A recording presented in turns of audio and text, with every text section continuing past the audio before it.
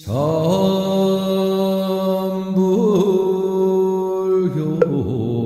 방송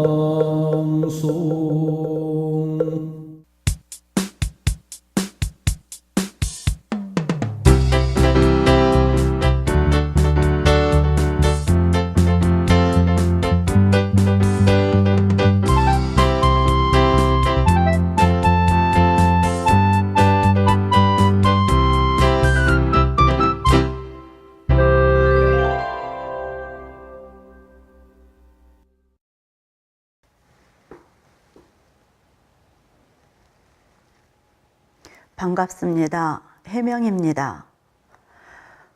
오늘은 지장 참회 기도 그 공덕으로 얻게 되는 성취와 또 하나 꼭 좋은 일만 있는 것은 아니에요.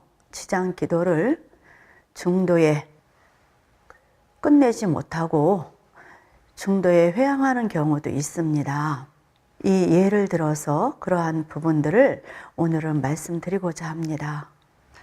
지장 참회 기도의 그 성취는 무조건 다 있는 게 아니에요. 얼마나 지극한 그 정성으로 간절하게 매달렸겠습니까? 그냥 기도를 입제를 하고 설렁설렁 한다고 해서 그 기도에 성취가 있는 것은 절대 아니에요. 제가 여러분들께 이런 신행담을 말씀드리면 여러분들께서는 쉽게 얻어지는 그런 것으로 혹시나 생각을 하실까 싶은데 그런 생각 하시지 말고 이분들은 정말 열심히 기도를 생활화하고 있는 분들이에요. 제가 예를 들어 드리겠습니다. 저와 인연이 되신 한 14년의 인연을 갖고 계시는 보살님이 계셔요. 그 보살님이 처음 제가 만날 때는 50대 후반에 참 예뻤어요. 굉장히 그 깨끗한 피부에 얼굴이 얼마나 토실토실하고 예쁜지 몰라. 그렇게 처음 인연이 되어 있는데 우리는 이렇게 웃고 있으면 잘 모르잖아요. 누가 불행한지, 누가 즐거운지.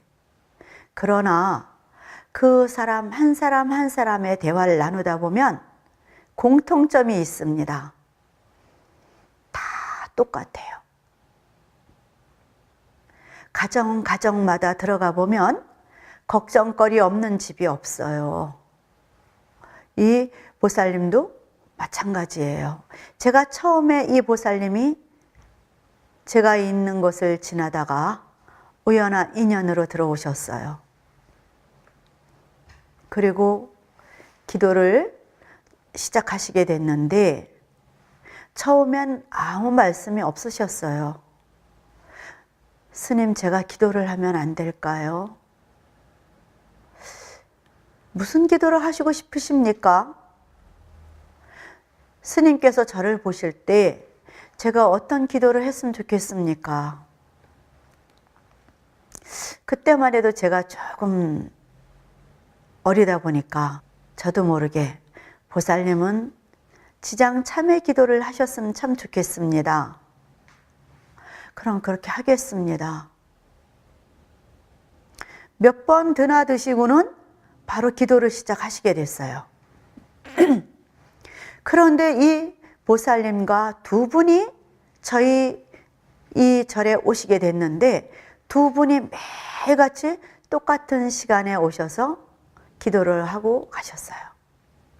기도를 하시다가 쉬시다가 또 재미있는 이야기를 하시다가 공양도 하시고 하루의 일과를 거의 함께 했어요. 그런데 이 예쁜 보살이 기도만 시작을 하면 우는 거예요. 기도만 끝나면 또 웃어요. 참 알 수가 없는 일이었어요. 그렇게 시간이 흘렀습니다. 100일 정도 지났는데 하시는 말씀이, 스님께 창피한 이야기지만 우리 집안 이야기를 드리고 싶습니다. 제게 좋은 판단을 할 수 있도록 가르쳐 주십시오. 그래 함께 차를 마시며 이야기를 듣게 됐어요. 이 보살님은 강원도에서 오셨습니다. 슬하에 아들 2분이 계세요. 작은 아드님은 서울에서 그래도 튼튼하게 기반을 닦고 중소기업을 이끌고 있고, 큰 아드님은 제가 있는 이곳에 멀지 않은 곳에서 어머니와 한 집은 아니지만 가까운 거리에서 살고 있었어요. 근데 문제는 이 아드님한테 있었던 거예요. 아드님이 언제부턴가 술이 한 잔 마시게 되면 이성을 잃게 돼요. 그리고 자기가 한 행동을 전혀 기억을 못하는 거예요. 참 잘생겼어요. 그리고 마음씨도 굉장히 착하고 어지러요. 어머니는 답답하고 기가 막히죠. 허구한 날 경찰서에서 연락이 오고, 어느 날은 새벽에 술이 취해서 논과 밭을 헤매면서 옷이 흙탕이 범벅이 돼서 들어오곤 한단 말이에요. 스님, 이게 원인이 무엇일까요? 어떻게 하면 그 원인을 알 수 있을까요? 기도를 하십시오. 보살님, 저를 믿으신다면 한번 기도에 정진해 보십시오. 아마 그 기도 속에 답이 있을 것 같습니다. 그렇게 해서 또 다시 100일 기도가 지났어요. 그럭저럭 그 보살님과 인연된 지가 7, 8개월이 됐을 때 일이에요. 스님, 우리 아들이 조금 변했습니다. 저는 굉장히 반가웠어요. 어떻게 변했습니까? 술을 조금 줄였습니다. 술을 절제를 못한다고 들었는데 술을 절제를 하는 거예요? 그렇습니까? 스님, 제가 더 열심히 기도를 하겠습니다. 그리고 나서 이 보살님은 열심히 기도를 했어요. 지장 참회 기도를 했습니다. 항상 법당에 앉으면 2손을 합장하고, 이 보살님은 몸이 불편하셔요. 지병이 있으십니다. 기도를 하시죠. 지장보살님, 제가 알게 모르게 지은 죄를 용서를 빌겠습니다. 과거 생에 지은 죄가 무엇인지는 모르나 그 죄로 인해서 지금 제가 이렇게 가슴 아프게 사나 봅니다. 진심으로 참회를 하겠습니다. 제가 가만히 듣고 있다가 그날 기도가 끝나고 그 다음날 기도 시간에 보살님께 말씀을 드렸습니다. 보살님, 막연히 과거 생을 참회를 하겠다고 하면 진심으로 그게 마음에 닿지가 않을 텐데 안 그렇습니까? 예, 그렇습니다. 그렇지만 과거에 지은 죄가 있기 때문에 제가 오늘날 이렇게 사는 게 아닐까요? 그럼 제가 하나만 가르쳐 주겠다. 지난 과거 생의 모습이 지금 그대의 모습이요. 지금의 그대의 모습이 내 생의 모습이요. 그렇다면 원인은 어디에 있을까요? 지금의 그대의 어제를 돌아보고 조금 전의 모습을 돌아보고 지난날 수많은 날들에 내가 지나온 일들을 돌아보십시오. 첫째는 나의 성품을 돌아보십시오. 이 보살님이 기도를 시작하지 않고 가만히 앉아서 자기를 관을 했어요. 여러분, 자기를 관을 한다는 것이 굉장히 어렵게 거창하게 생각하실 거 없어요. 그 보살님이 자기 어제 그저께 지난 날들을 가만히 앉아서 보는 거예요. 나의 성격은 어떤가? 나는 다른 사람들에게 어떤 말을 하고 살아왔는가 하면서 신구의를 보게 된 거죠. 그리고 나서 눈물을 흘리면서 스님, 제가 과거 생에 지은 죄가 금생과 똑같다 하면 이제는 그 잘못을 알 것 같습니다. 그래요? 그런 기도합시다. 그리고 나서 그 보살님은 또 기도를 열심히 했어요. 그렇게 1년이 지났습니다. 그리고 2년이 지났어요. 이 보살님의 기도는 멈춤이 없었습니다. 여러분, 기도의 성취가 어느 날 무엇이 뻥 하고 이렇게 일어난 건 아니에요. 아주 자그마한 일들이 조금씩 변해가고 있었어요. 가랑비에 옷이 젖는다고 하지 않습니까? 이 보살은 매일 비가 오나 눈이 오나 지극한 마음으로 와서 기도를 합니다. 그런데 꼭 기도만 하면 울어요. 하루도 안 우는 날이 없어요. 그래서 모든 불자님들이 우리 이 이쁜 보살님한테 붙여드린 법명이 있어. 울보보살. 그렇게 울 수가 없어요. 그렇게 그 기도는 3년이 지났습니다. 하나하나 그 주위가 변해가기 시작을 했어요. 어느 날 굉장히 얼굴에 웃음꽃이 활짝 펴가지고 다리를 절면서 들어오셔가지고 하시는 말씀이, 스님, 우리 아들이 술을 끊었어요. 어떻게 끊었어요? 맥주 한 2잔 정도밖에 안 마셔요. 차라리 완전히 끊긴 쉬워도 한두 잔에서 절제를 한다는 것은 도인입니다.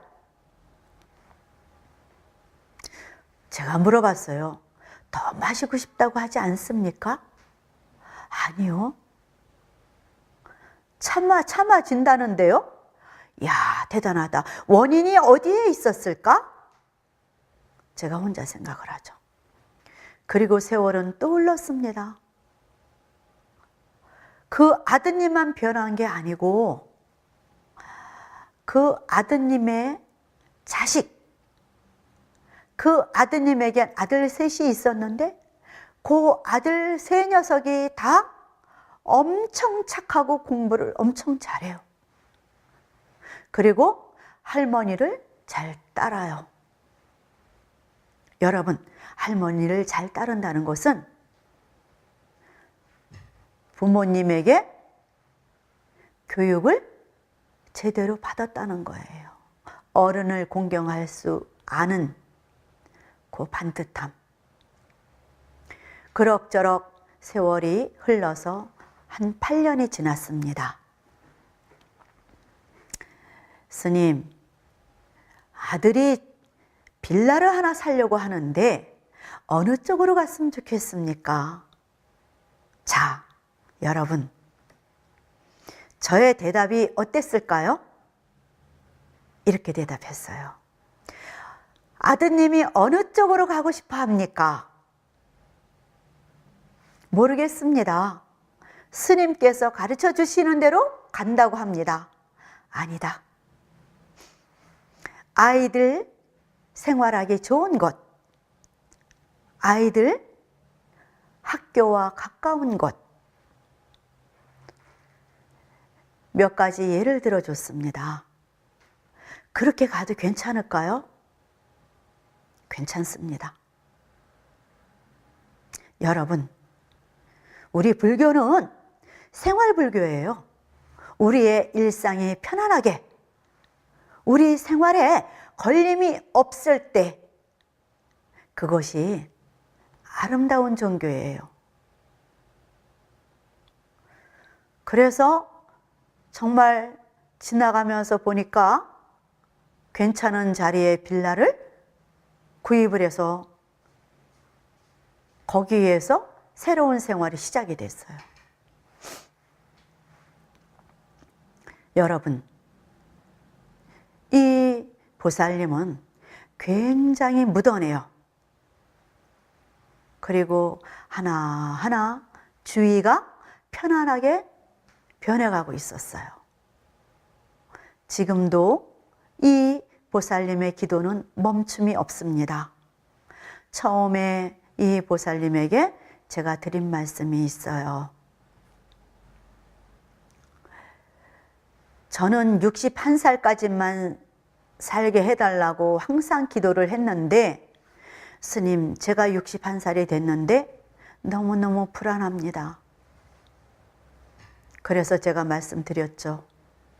부처님 품 안에 있는데 무엇이 불안하겠는가? 하루 종일을 집에서 잠자고 일어나서 집안일을 하고 나머지 시간을 거의 절에 와서 생활하는데 부처님 품 안에 푹 들어와 있는데 무엇이 두렵겠는가? 그리고 61살이 지났어요. 그 보살님은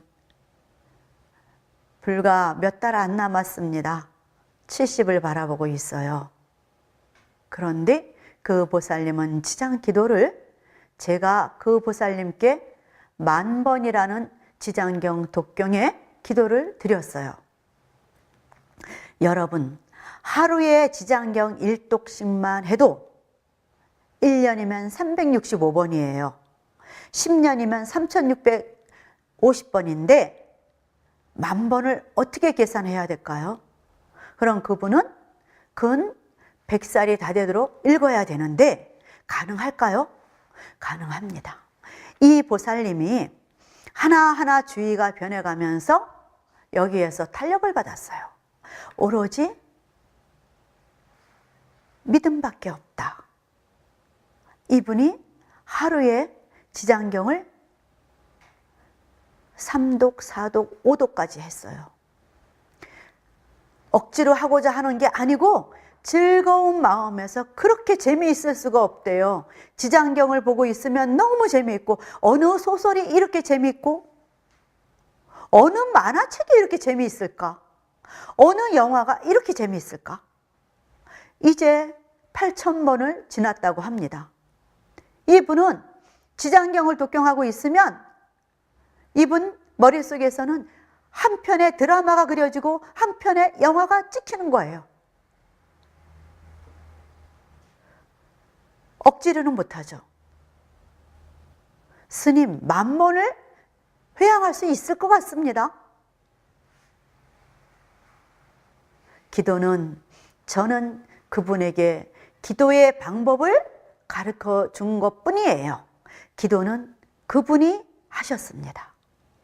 지금도 하시고 있고, 좀 미련한 듯 변하지 않는 마음으로 긍정심을 갖고 간절하게 매달리면 이루어지지 않는 것이 없어요. 혹여 여러분께서 제 말씀을 들으시며, 그러면 그분의 삶은 어디 있습니까? 매일 지장경 책만 들고 있으면 그분은 인생을 뭐하러 살고 있습니까? 무슨 낙으로 삽니까? 하루 종일 그것만 하고 있는데, 아니에요. 그분이 지장경 독경하는 데는 40분이 안 걸립니다. 한 30분 정도밖에 안 걸려요. 지장경이 머릿속에서 한 장 한 장 다 넘어가고 있어요. 그분은 어디 몇 페이지에 이미 지장경을 들고 앉아 있다는 자체가 형식인 거예요. 머릿속에서는 한 장 한 장 그대로 다 넘어가고 있다는 것이죠. 그러면서 그 세계를 자기가 그려. 그리고 참여를 하게 되면 어떻게 된다는 것까지 자기가 다 한 편의 드라마를 찍어요.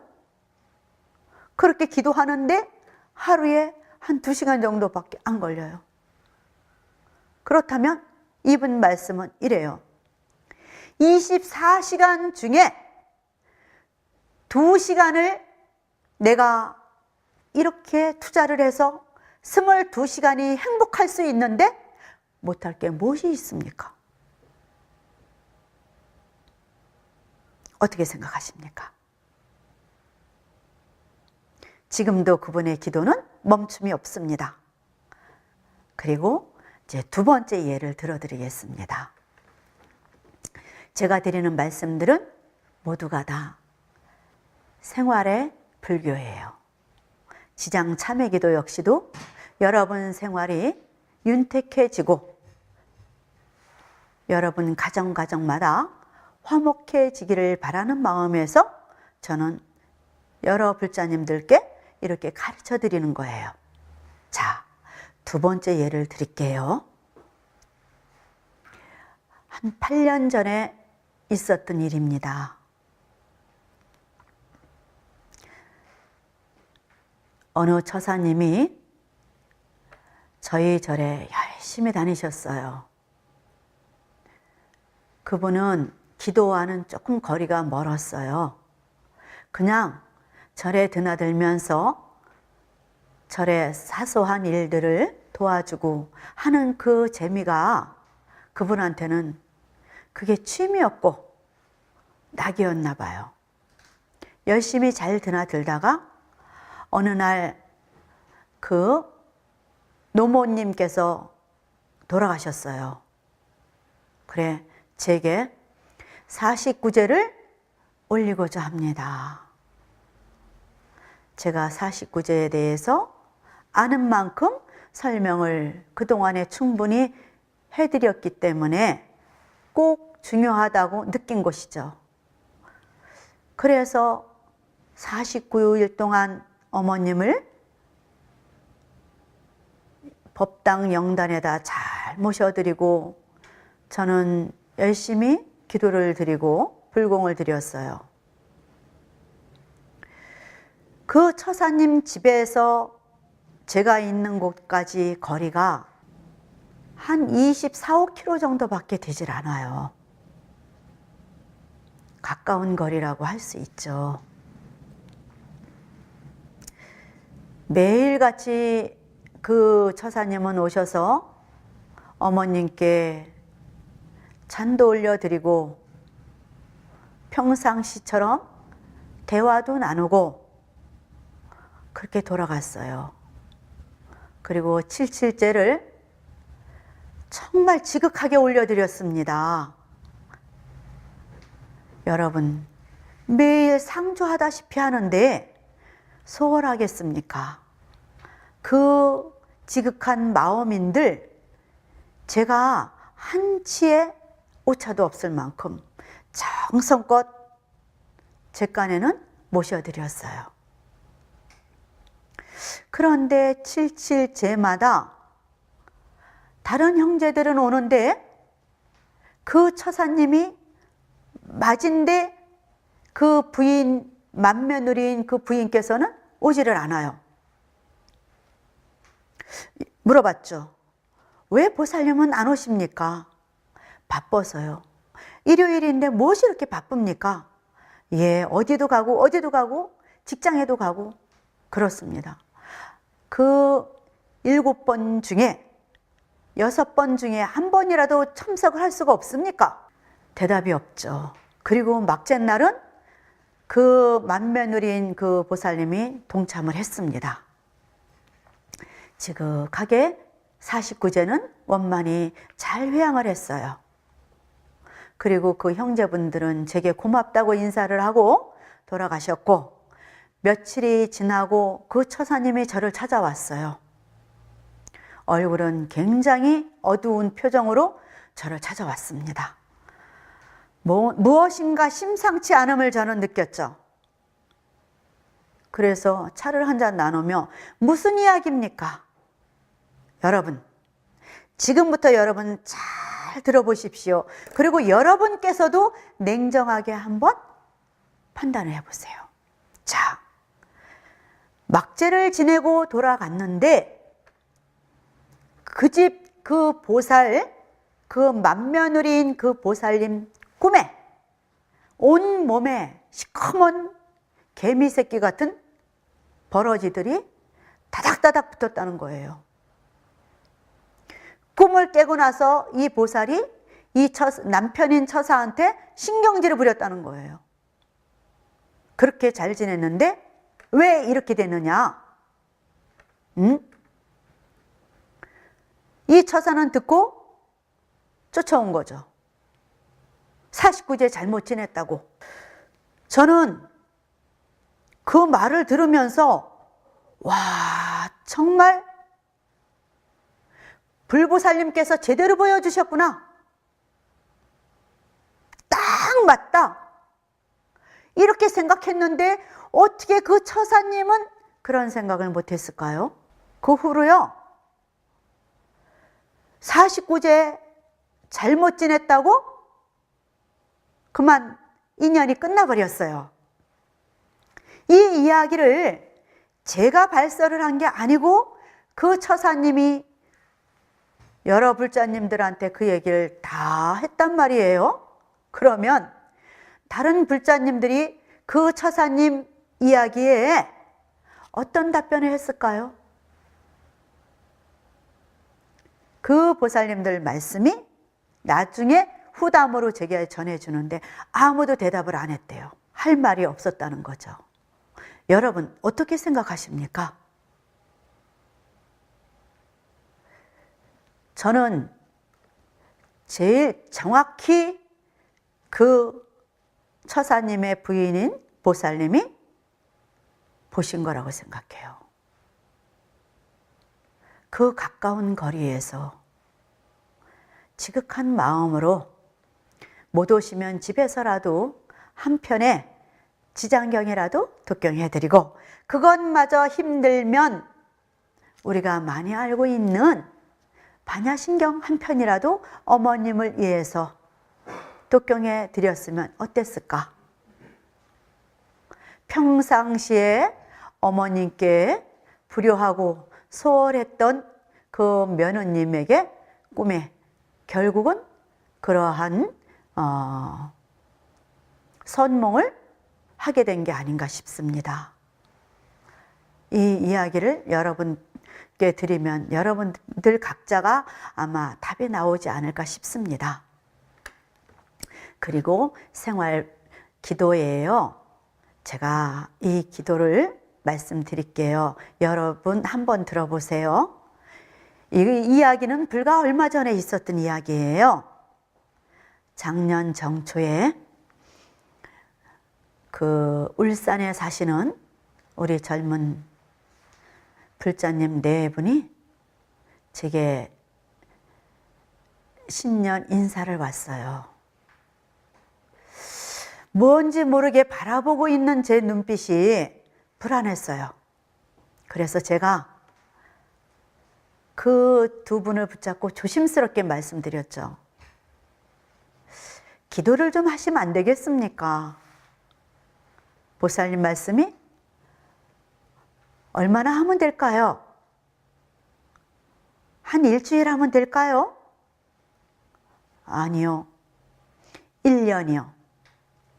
아유, 바빠서 그렇게 못합니다. 우리는 내외가 다 직장 생활을 하기 때문에 새벽부터 정신이 없어요. 안 되는데. 그러면 내가 스님께서 기도를 해주시면 안 되겠습니까? 그래서 제가 그럼 내가 기도를 해줄게. 기도비를 내라. 아우, 드리죠. 얼마나 드릴까요? 한 2천만 원 내시오. 2천만 원씩이나요? 그렇게 큰 돈은 없습니다. 어머님이 오랜 세월 동안 병고에 계시다 돌아가셔서 가세가 굉장히 힘들어져서 너무 힘이 들어요. 몇십만 원이라 모를까요? 아니, 몇천만 원. 그럼 어떻게 할까요? 그대들이 기도를 해라. 돈이 없으면 그대들이 직접 해라. 울며 겨자 먹기 식으로 두 내외가 앉아서 상의를 하는 거예요. 그런데 여러분, 참 보기 좋아요.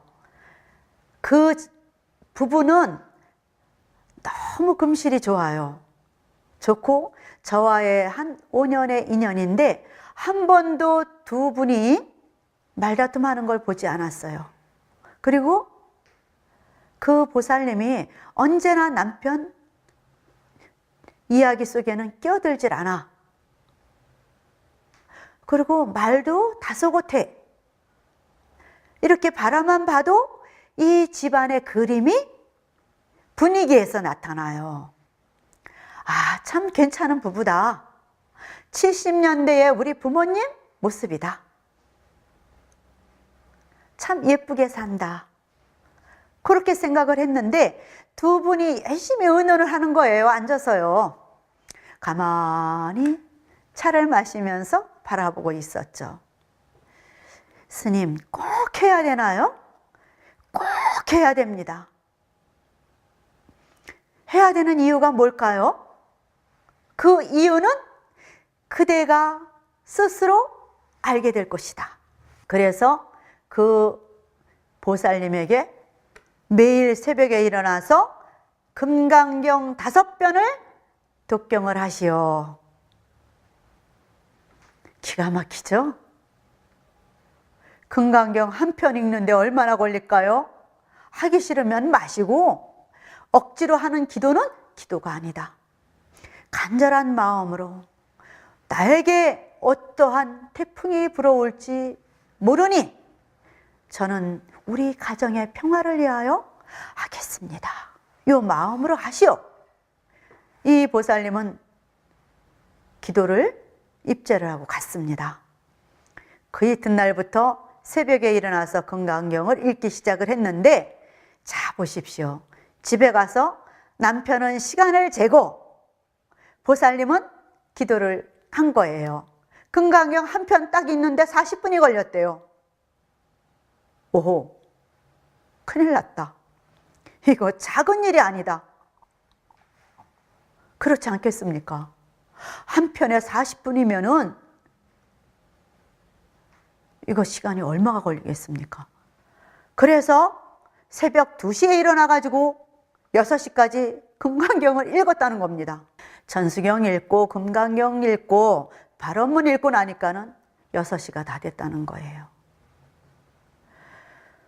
도대체 왜 내가 이렇게 잠을 못 자고 기도를 해야 되는가?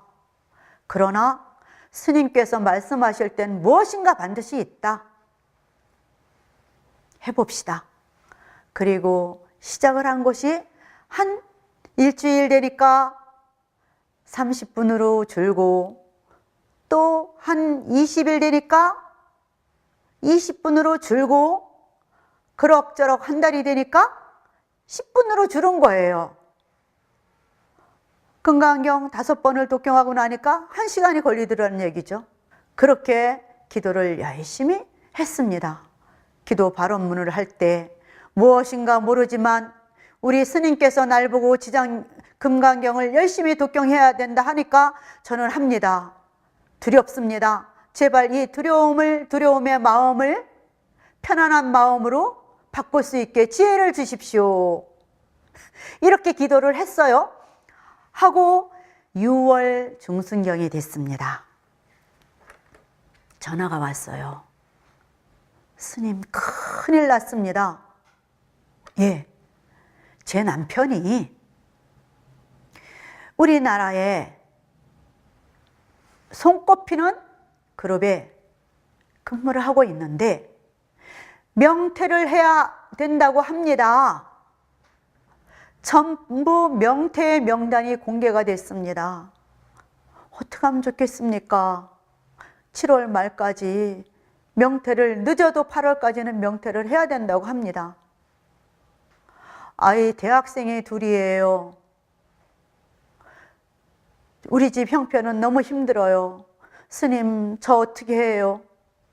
뭘 어떻게 합니까? 그래서 기도하라고 그랬잖아. 열심히 금강경 독경하세요. 그리고 한 일주일이 돼서 또 전화가 왔어요. 어떻게 하면 좋겠습니까? 전부 다 사직서를 냈습니다. 제 남편만 버티고 있습니다. 계속 버티시오. 여러분, 그 버틴다는 게 얼마나 그분이 힘들었겠습니까?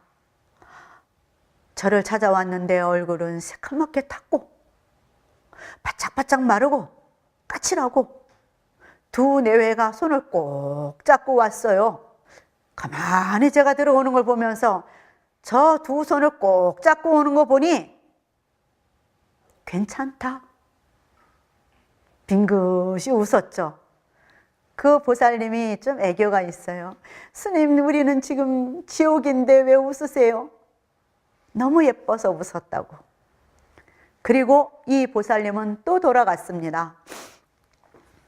9월 달이 돼서 변방으로 밀려났어요.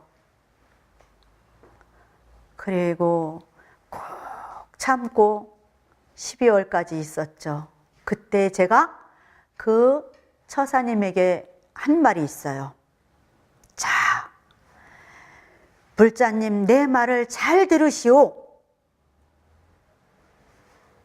금강경 독경을 하라고 한 곳은 지혜의 경이요. 그대가 아무 생각 없이 간절한 마음으로 읽는 것 같지만 그 속에 그대에게 잠재되어 있는 의식들은 문명에서 하나하나 빛을 찾아가고 있었습니다. 그대가 변방으로 갔다 하여서 거기에 가서 좌절하면 그대는 행복하지 않습니다. 그대가 어디에 있든 간에 하심하는 마음으로 그대가 속해 있는 자리에서 만족해 하라. 그리고 열심히 즐겁게 재미있게 근무하고 살아라. 그 자리에서 꼭 필요한 사람이 되십시오. 그분은 고개를 끄덕끄덕하고 축 늘어진 어깨를 제게 보이면서 뒷모습을 보이면서 두 내외가 손을 잡고 나란히 돌아갔습니다. 1월 달이 됐어요. 두 내외가 왔습니다. 빙긋이 웃으면서 저에게 삼배를 했어요. 스님, 제가 어땠겠습니까? 저의 눈에는 눈물이 고였어요. 그분이 복직이 된 거예요. 다시 그 자리에 돌아오게 된 거예요. 여러분, 만약 지금 여러분이 제 앞에 계신다면 지금 이쯤에서 박수를 치셔야 안 되겠습니까?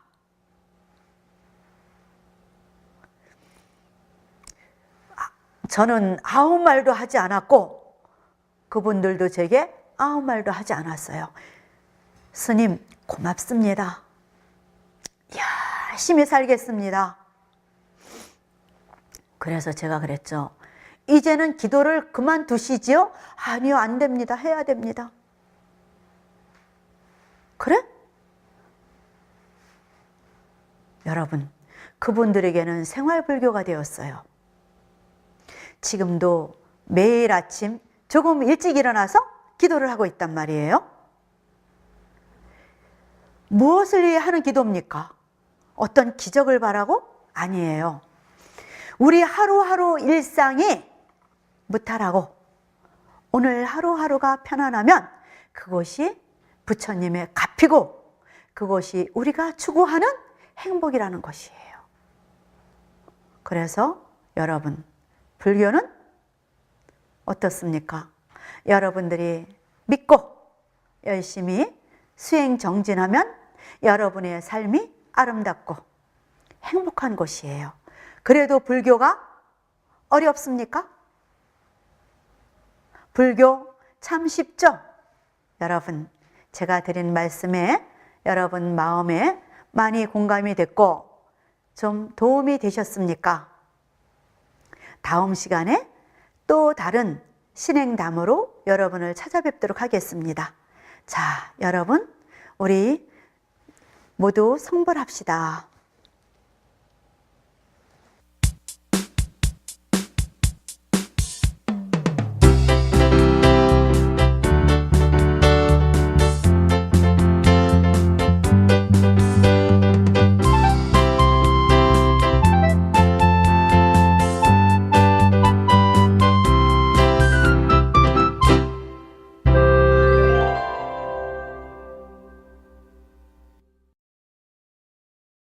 저